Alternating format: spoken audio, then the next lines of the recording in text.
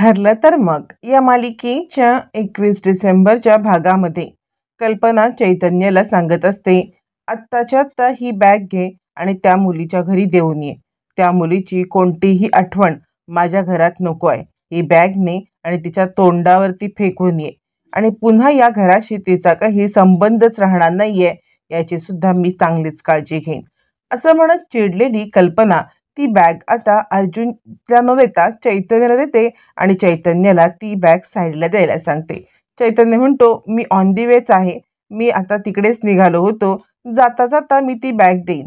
यावरती अस्मिता म्हणते, हो तशी ही सायली जाऊन जाऊन जाणार आहे कुठे? कुसुमच्याच तर घरी गेली असेल, तिच्याच घरी बॅग नेऊन द्यायची आहे. यावरती चैतन्य म्हणतो, हो मी तिच्याच घरी ही बॅग नेऊन देईन. असं म्हटल्यावर ती विमल ती बॅग आता चैतन्याच्या हातामध्ये देते आणि चैतन्य ती बॅग घेऊन आता सायलीला द्यायला निघतो. ज्या वेळेला चैतन्य ती बॅग घेऊन निघतो त्यावेळेला अर्जुनच्या डोक्यामध्ये युक्ती येते.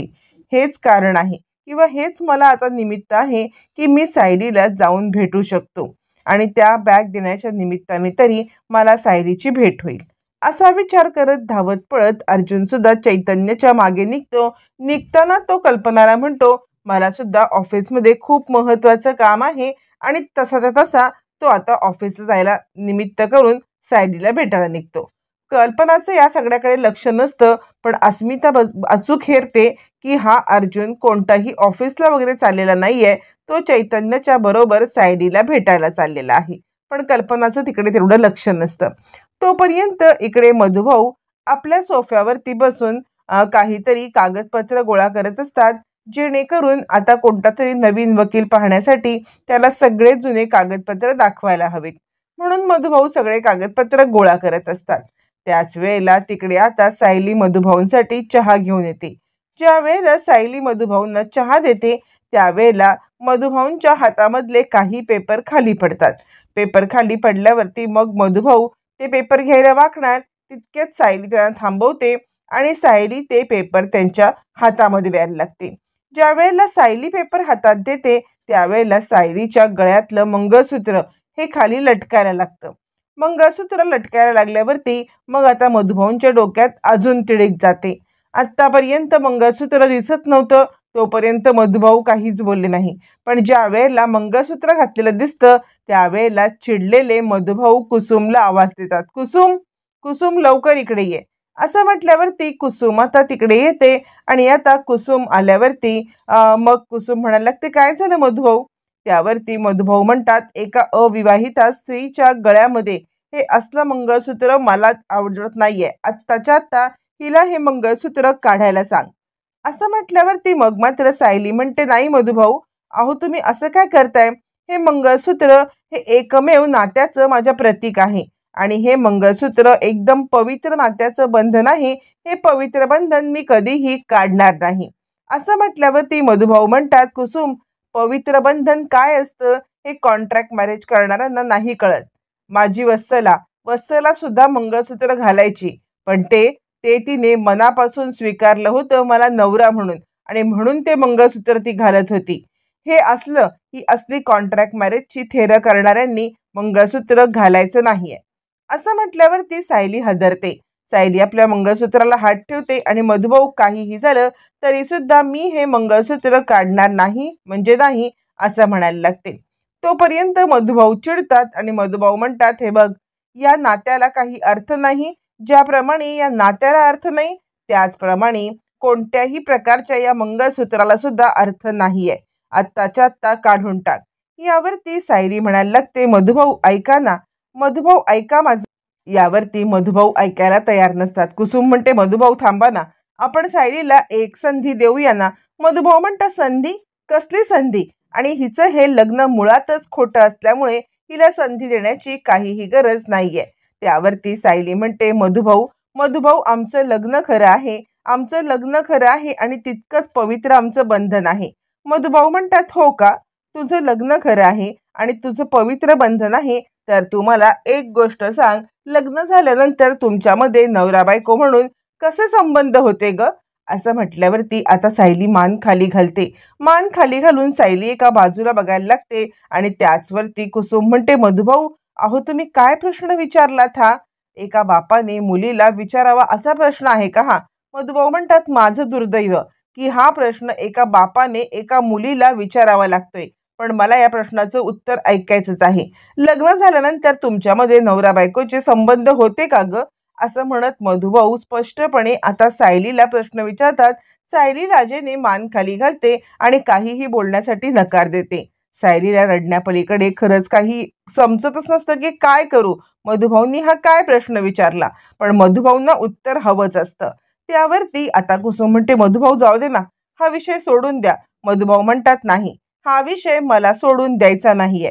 त्यावरती आता इकडे सायली सांगायला लागते, मधुभाऊ ऐका ना. मधुभाऊ म्हणतात, मला उत्तर पाहिजे, मला हे प्रश्नाचं उत्तर हवे, बोल सायली. यावरती सायली म्हणते, अर्जुन सरांनी कॉन्ट्रॅक्ट मॅरेज केल्यानंतर कधीही माझा गैरफायदा घेतला नाही.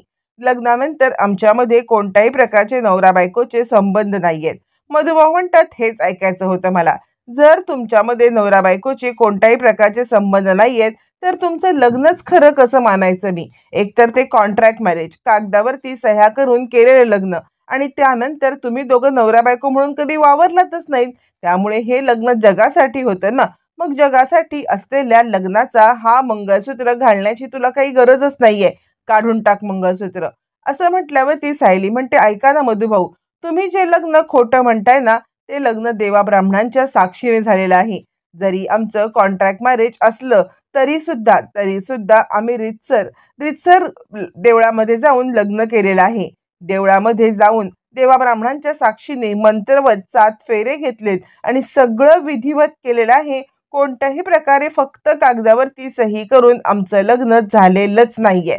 असं म्हटल्यावरती आता इकडे सायली सांगते, आमच्या लग्नाची साक्षीदार कुसुमताई आहे. आमच्या लग्नाचा साक्षीदार चैतन्य भाऊजी आहेत आणि या सगळ्यांच्या साक्षीने आमचं लग्न झालेलं आहे. कुसुमताई तू बोल ना. यावरती मधुभाऊ सांगायला लागतात, मला कोणाचीही साक्ष काढायची नाहीये. ही सगळे साक्षीदार कॉन्ट्रॅक्ट मॅरेज पुरतेच होते ना. कॉन्ट्रॅक्ट मॅरेजसाठीच ते फक्त आले होते आणि त्यासाठी आता हे मंगळसूत्र घालायची गरज नाहीये. काढून टाकून फेकून देते मंगळसूत्र. असं म्हणत मधुभाऊ जोरात ते मंगळसूत्र खेचतात आणि हे खेचाखेचीमध्ये मंगळसूत्राचे मणी निखळले जातात. पण सायलीने मधुभाऊंचा हात सोडल्यामुळे ते सगळं मंगळसूत्र सायलीच्या हातात येतं. त्यावेळेला इकडे आता कुसुम येते. मधुभाऊ ऐका ना, नका हट्टीपणा करू, तिला एक संधी द्या. या सगळ्यामध्ये तिचा एकटीचा दोष आहे का? आपण या सगळ्यामध्ये आता तिला थोडंफार तरी वेळ देऊया ना सावरायला. तुम्ही या सगळ्यामध्ये अजिबात त्रास करून घेऊ नका. सगळं ठीक होईल, फक्त थोडा वेळ जाऊ द्या, तिला पण थोडा वेळ द्या. असं म्हणत कुसुम आता मध्यस्थी करत सगळी परिस्थिती शांत करण्याचा प्रयत्न करायला लागते. तोपर्यंत मधुभाऊ चिडतात आणि रागारागात ते बाहेर निघून जातात. मधुभाऊंना खरं तर बाहेर जायचं असतं. ते याच कारणासाठी त्यांना आता बघायचा असतो दुसरा वकील. म्हणून मधुभाऊ आता कोर्टाच्या दिशेने निघतात दुसरा वकील बघण्यासाठी. तोपर्यंत सायली पूर्णपणे तुटलेली सायली आता मटकन खाली बसते. कुसुम तिला सावरते. ऐक ना सायली, काय चाललंय? यावरती सायली म्हणते, कुसुमताई, माझ्या नात्याचं एकमेव पवित्र बंधन ते म्हणजे हे मंगळसूत्र, ही खूण माझ्याकडे आहे आणि ती पण मधुभाऊ मला काढून टाकायला सांगतायत. कशी मी काढून टाकेन ही खूण? नाही, मी ही खूण कधीच काढणार नाही. असं म्हणत आता इकडे सायली पण हट्टाला पेटते. त्याच वेळेला सायली पाहते तर काय, तिने मधुभाऊंच्या हातामधून खेचून घेतलेलं मंगळसूत्र जे तिच्या हातामध्ये असतं ते हातातून सुटल्यावरती तिच्या लक्षात येतं की आपलं मंगळसूत्र तुटलेलं आहे. तुटलेल्या मंगळसूत्राचे सगळे काळे मणी, सोन्याचे मणी असे अस्ताव्यस्त बिखरलेले असतात. सगळे काळे मणी बिखरल्यावरती मग मात्र सायली सुद्धा तशीच तुटून पडते. सायलीला कळतच नाही की आपल्यासोबत काय होतंय आणि आता आपला जीवच कोणीतरी शरीरातून ओढून घेतलाय तशी तिची अवस्था होते आणि ती मटकन खाली बसते. कुसुमताई काय झालं हे सगळं? असं म्हणत सायली आपलं तुटलेलं मंगळसूत्र बघत बसते आणि कुसुमताई, बघितलंस काय झालं? अनर्थ झाला, माझं मंगळसूत्र तुटलं, कुसुमताई बघ ना. असं म्हणत सायली आता जीवाचं रान करत रडायला लागते. तोपर्यंत कुसुम म्हणते, थांब सायली, तू स्वतःला त्रास करून घेऊ नको. असं म्हटल्यावर ती सायली म्हणते, कुसुमताई, कसा त्रास करून घेऊ नको? माझ्यासोबत जे काही हे घडतंय ना ते सगळं अनकलीनी आहे. असं म्हटल्यावरती आता इकडे कुसुम म्हणते, थांब सायली, तू बस इथे. अगं किती दिवस झाले तू काही पोटात खाल्लेलं नाहीयेस, तुझ्या पोटात काही नाहीये, तुला इतका त्रास होईल ही गोष्ट बघ, लक्षात ठेव, असं म्हणत सायली आता या सगळ्यामध्ये काहीही ऐकायला तयार नसते आणि कुसुम तिला समजवत असते. तोपर्यंत चैतन्यला गाठण्यासाठी अर्जुन गेटच्या इकडे येतो. थांब चैतन्य, असं म्हणत चैतन्याला थांबवतो. चैतन्य म्हणतो काय झालं? यावरती अर्जुन म्हणतो तू कुसुमताईकडे चाललाच आहेस ना, तर त्या निमित्ताने मी सुद्धा येतो. हे चांगलं निमित्त मला भेटलंय, मी सायलीची भेट घेतो. यावरती चैतन्य म्हणतो खरं तर तुला कोणत्याही निमित्ताची गरज नाहीये की ह्या निमित्ताने जा त्या निमित्ताने जा, तू सायली बहिणीला असंही जाऊन भेटू शकतोस, पण ठीक आहे, आता तुला माझ्यासोबत यायचं असेल तर चल, निदान बॅग देण्याच्या निमित्ताने तरी तुझी भेट होईल. असं म्हणत आता इकडे चैतन्य सांगतो पण काहीतरी विचार करून भेट, नुसतं भेटून काहीच उपयोग नाहीये. यावरती अर्जुन म्हणतो नाही नाही, आत्ता जे काही मी सायलीला भेटणार आहे ना, ते फुल अँड फायनल माझ्या मनातली गोष्ट आता मी सायलीला सांगणार आहे. काहीही झालं तरी सुद्धा मी आता कोणत्याही बाबतीत सायलीला काहीही लपवाछपवी करणार नाहीये. आणि खरं सांगू तर त्यांना सुद्धा माझ्याबद्दल प्रेम वाटते ही गोष्ट मला माहिती आहे. कित्येक दिवस त्यांना या घराची खबरबात कळली नाही तर त्या इतक्या अस्वस्थ असतील ना, या अस्वस्थपणामुळेच मला त्यांची खूप काळजी वाटते. कारण या घराला, या सगळ्या माणसांना त्यांनी आपलंसं म्हटलेलं आहे आणि आपल्या माणसांना काहीही झालं तरी सुद्धा सायलीला त्रास होतो. यावरती चैतन्य म्हणतो हे बघ, त्या माणसांप्रमाणेच त्यात तुला सुद्धा आपलंसं मानतात, हे सुद्धा आता त्यांच्याकडून तू जाणून घे. आता अजिबात वेळ घालवू नको. यावर अर्जुन म्हणतो नाही, आज काहीही झालं ना तरी माझ्या मनातली गोष्ट आता मी त्याच्यापर्यंत जोपर्यंत पोहोचवत नाही तोपर्यंत मी गप्प बसणार नाही. यावरती चैतन्य म्हणतो नशीब, आता जे काही बोललास ना ते सगळं सायली बहिणीला जाऊन सांग, नाहीतर तिकडे गेल्यावरती तुझी बोलती बंद होईल. यावरती अर्जुन म्हणतो नाही, आज काहीही झालं ना तरी माझ्या मनातली गोष्ट मी सायलीला सांगणार आणि सन्मानाने सुभेदारांची सून म्हणून सायलीला मी या घरात घेऊन येणार, ही गोष्ट मात्र नक्की.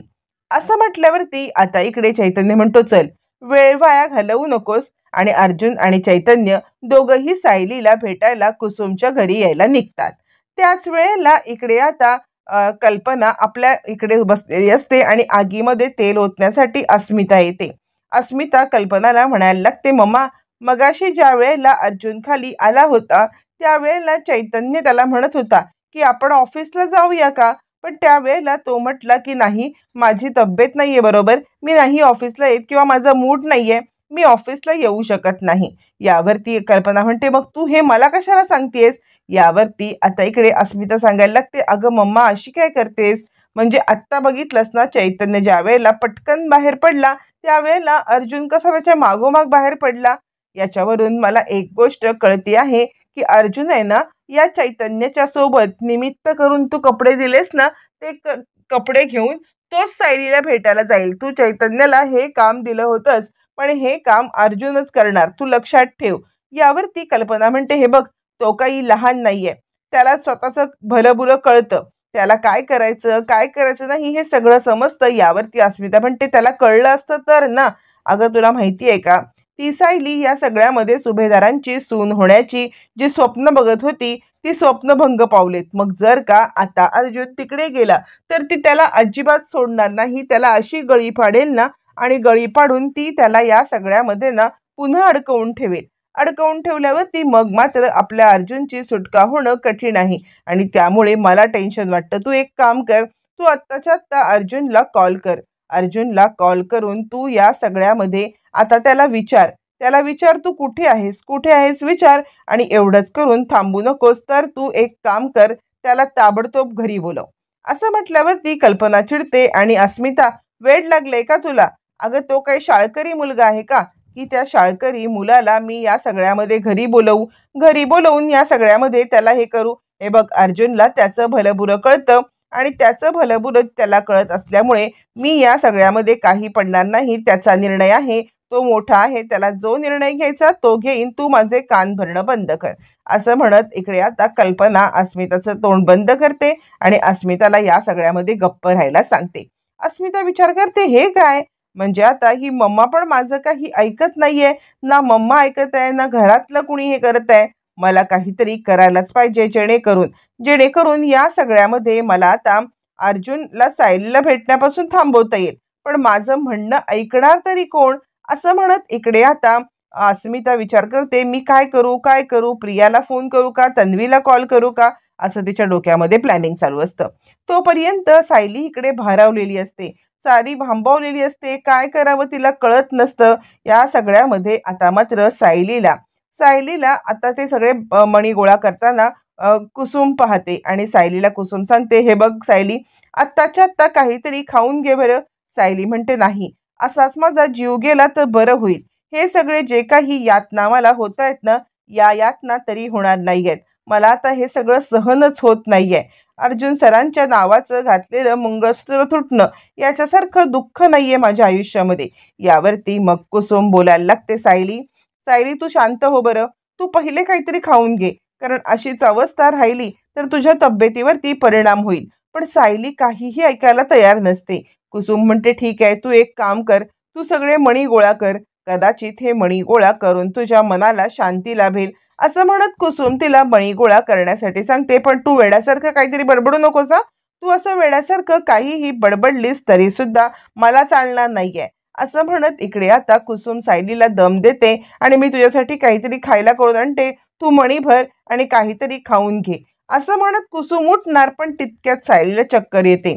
गेले आल्यापासून, सुभेदारांच्या परिवारातून आल्यापासून सायलीने काही काही खाल्लेलं नसतं आणि त्याचा सगळा परिणाम तिच्या शरीरावरती दिसत असतो. आणि यामुळे यामुळे सायलीला आता चक्कर येते, सायली पूर्णपणे कोसळते आणि या सगळ्यामध्ये सायलीला सावरायला फक्त कुसुम असते. कुसुम आता सायली सायली सायली असं म्हणायला लागते. तोपर्यंत सायली आता पूर्णपणे बेशुद्ध झालेली असते. कुसुमला आपण काय करावं, सायलीला कसं काय हे करावं, हे काहीच कळत नसतं आणि भांबावलेली कुसुम आता सायली सायली करत तिला शुद्धीवरती आणण्याचा प्रयत्न करत असते. पण सायली मात्र पूर्णपणे हादरलेली असते. हे सगळं चालू असताना इकडे आता मधुभाऊ कोर्टाच्या दिशेने चाललेले असतात. कोर्टामध्ये ते आता बघायला लागलेले असतात की आपल्याला कोणता वकील मिळतोय का, कोणत्या वकिलाकडून आपलं काम होतंय का.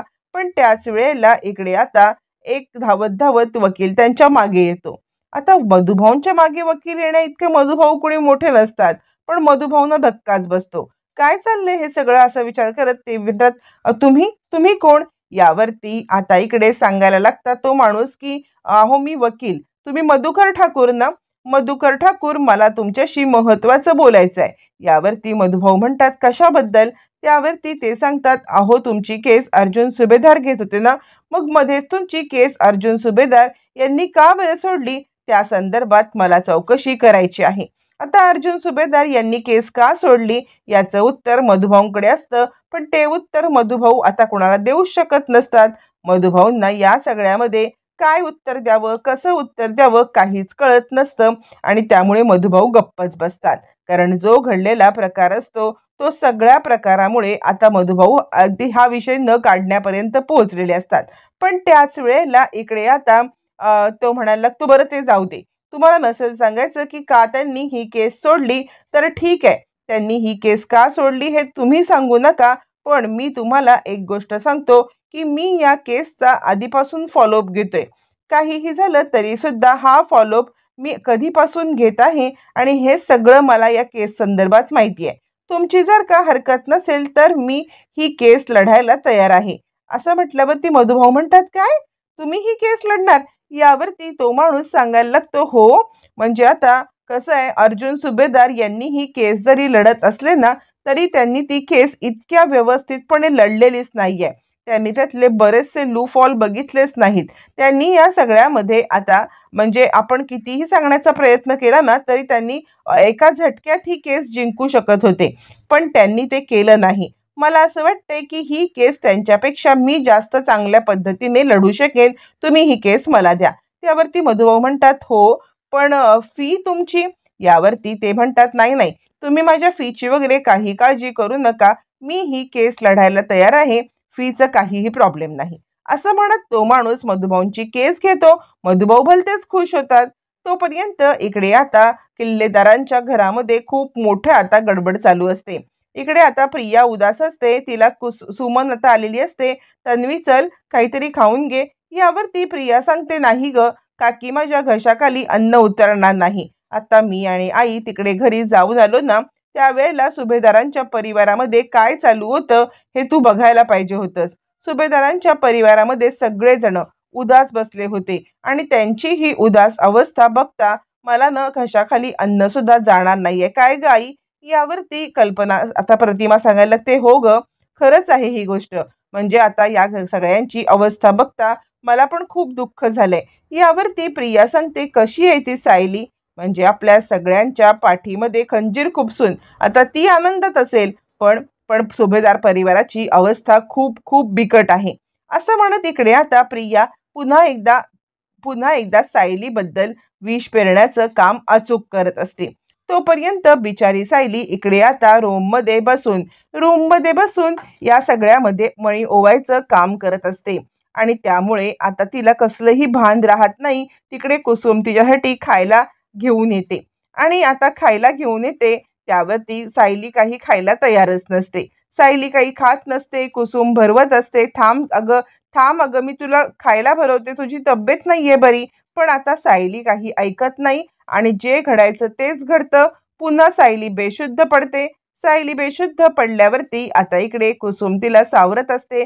सायली उठ, सायली उठ असं म्हणत कुसुम उठवते आणि त्याच वेळेला अर्जुन आणि चैतन्य हे आता तिकडे पोहोचलेले असतात. चाळीमध्ये अर्जुन चैतन्य पोहोचतात आणि आता कुसुम दार उघडते. कुसुम ज्या वेळेला दार उघडते त्यावेळेला अर्जुन म्हणतो, मला सायलीला भेटायचं आहे. त्यावरती कुसुम म्हणते, हे बघा, आत्ता सध्या मधुभाऊ नाहीत म्हणून मी किमान दार तरी उघडू शकले, पण जर का मधुभाऊ असते तर आता त्याच वेळेला मधुभाऊनी दार पण उघडू दिलं नसतं. तुम्ही आता निघून जा. असं म्हटल्यावरती इकडे आता अर्जुन म्हणतो की नाही, मला सायलीला भेटायचं आहे. काहीही झालं तरी सुद्धा मी सायलीला भेटल्याशिवाय जाणार नाही. असं म्हटल्यावरती आता इकडे कुसुम पण सांगायला लागते आणि आता इकडे सायली लपते. पण त्याच वेळेला मधुभाऊ येतात आणि काय चाललंय, तुम्ही इथे कसे काय आलात? हे बघा, माझ्या मुलीच्या आयुष्याचा खेळखंडोबा करून जर का झाला असेल तर आता निघा तुम्ही इथून. यावरती अर्जुन पण हट्टाला पेटतो. ती माझी बायको आहे आणि माझ्या बायकोला मला भेटण्यापासून कोणीही अडवू शकत नाही, तुम्ही पण नाही मधुभाऊ. असं म्हणत अर्जुन पण हट्टाला पेटतो. या सगळ्यामध्ये मधुभाऊ आणि अर्जुन समोरासमोर उभे असतात. आता मधुभाऊंच्या विरोधाला डावलून अर्जुन आणि सायलीची भेट होणार का, हे मात्र येणाऱ्या भागातच कळणार आहे.